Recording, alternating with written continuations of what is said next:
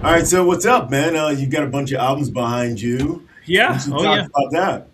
There's a big resurgence in vinyl, which is great for people our age. We're the group that had to go through 8 track to vinyl to cassette to CD to digital, and now we're back to vinyl again, I guess. But the first out, we're gonna stay in the new wave, British new wave realm today, and bands that I think you and I both we listen to a lot, probably starting in college or whatever, and so we picked out a few that we really liked, and hopefully these are some of the albums y'all will like as well. First one is Book of Book of Love. Love, and this was their first album. And do you have the details on like when this came out? No, I mean I could look that up for us real I quick. Yeah, it was somewhere around mid '80s, I believe, mid to late maybe. Very much a club band. They ended up crossing over a little bit on the radio, and but most of the music when you were going to hear them, you were going to be at one of the clubs. Probably their most popular song that ever charted was called "I Touch Roses," and that is on their first album. One of the reasons I wanted to bring them up today was they have always been a staple around the area that we've lived in, the Houston area. Small club there called Numbers, and I believe this, along with many many other bands, is one of the places they got their start. And originally 4 members, and they were together for quite a while, and then they broke up, and then they got back together for the 30th anniversary, which was 10 years ago, and played Numbers again. And this time around, they're on their 40th anniversary tour that's just about to kick off pretty soon. And they're going to be playing at, well, I think it's called White Music Hall in Houston. Is Yeah, that? Yeah, yeah. White They're going to Oak. be playing there. White Oak, yeah. And they're going to be playing with all 4 original members, which will be a really treat. I think they've already sold that show out like in the first couple of days.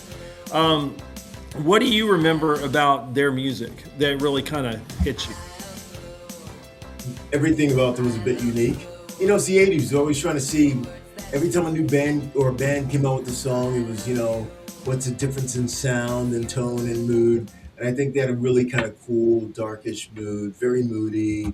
Um, I remember everyone at the club dancing to it.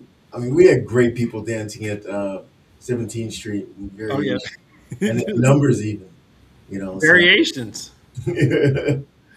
um, Yeah. What the thing about Book of Love to me, one of the things that was, I don't know if it was kind of it downplayed somewhat in the '80s, but there was this huge struggle going on for bands that did not have any guitars.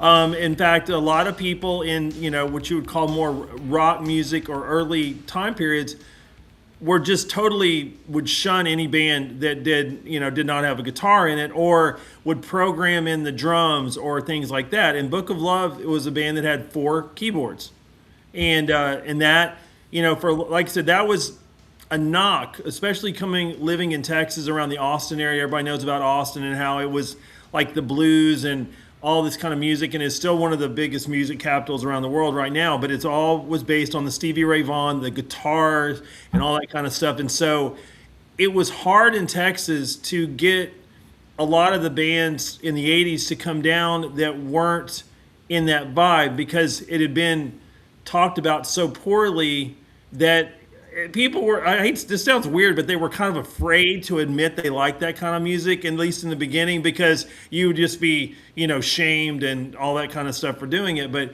Book of Love is one of the ones that came through, and like you said, very unique.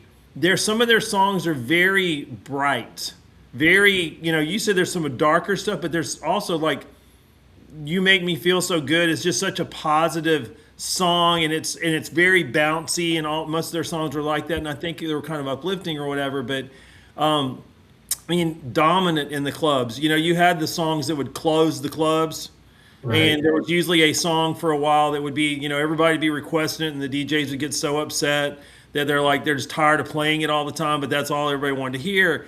And some of their songs, like I just remember the song "Boy." That Boy was was one of those great. songs where it's like you'd go into a club and they'd play it like 5 or 6 times in the night, or whatever. And so that was, one of the reasons I wanted to pull that one up today. And yeah, there's still, like I said, a band, I look at it this way, any band that can make it 40 years, and still sell out shows, which is what's going on, like I said, with this current tour. Definitely something good about that. I agree. I agree. I think we've all been waiting, or at least I've been waiting, you know, to see them go out on tour. There have been so many bands that have gone out on tour now. And unfortunately, a lot are dying off. So got to see when we come around. So in LA, that's what I'm trying to do. Get out there as often as they make a visit.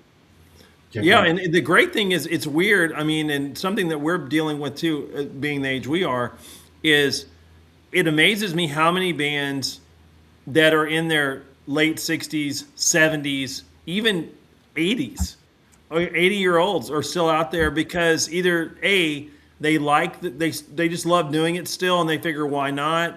What would be better than this? Living your life, all the way to the end, doing what you love to do and, and making music with your best friends and all that kind of stuff. And I'm like, absolutely. You can choose to sit at home or you can choose to live your life. And that to me is just amazing. But yeah, these bands that are around in their 60s and 70s and still putting on hour and a half long shows, as you've seen, going to see the bands you've seen, it's like, it's amazing.